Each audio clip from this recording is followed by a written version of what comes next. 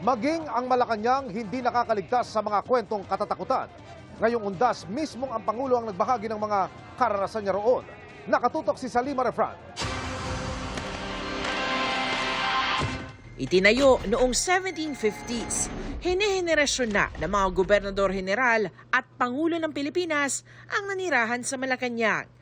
Kabilang ang pamilya ni Pangulong Bongbong Marcos. Noong umupo bilang pinuno ng bansa, ang tatay ng si dating Pangulong Ferdinand Marcos Sr. Ngayong undas, si Pangulong Bongbong nagkwento ng mga hindi raw maipaliwanag niyang karanasan sa kanilang pagtira doon noong bata pa siya. Itong mga kwento ito ay hindi ko pa talaga nakikwento sa mga anak ko. Baka matakot kasi. Pero since undas, Halloween naman, kikwentuhan ko muna kayo ng mga karanasan ko dito, lalo na nung kabataan ko. Isa raw sa mga kilalang nagparamdam ang tinatawag nilang Father Brown. Amerikanong dati umanong nagtatrabaho sa Malacanang na hanggang ngayon ay tila ayaw daw umalis doon. Nung una kaming dumating dito sa palasyo, yung mga security namin paggabi dito natutulog at naglalatag sila dyan ng kama at dyan sila natutulog. At balitang-balita na kung minsan sa gabi ay may dumadating na ginigising sila na ang tawag nila si Father Brown.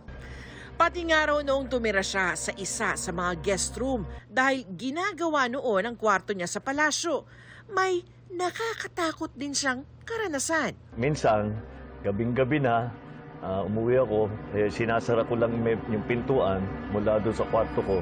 Pagbukas ko ba naman ng pintuan, nakita ko biglang gumalaw yung mga buwan. Nagsisisigaw ako dito. At tumakbo ko. Sinabi ko, sinuko ko sa security. Sabi ko, may multo, may multo.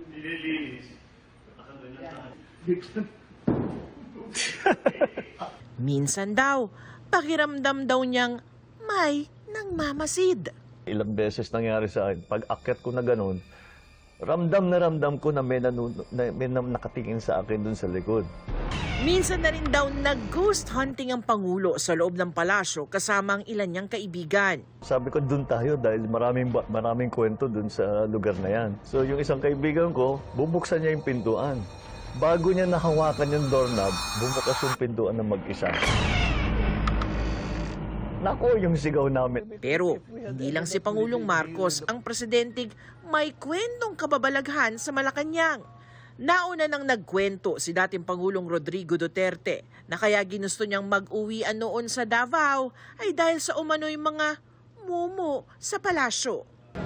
Talagang may mumo dyan. Sabi ko, ilan nakita mo niya? Mga 5. Para sa GMA Integrated News, Salima Refran, nakatutok 24 oras. Mga kapuso, samahan nyo kaming tumutok 24 oras. Bisitahin at mag-subscribe sa GMA Integrated News sa YouTube.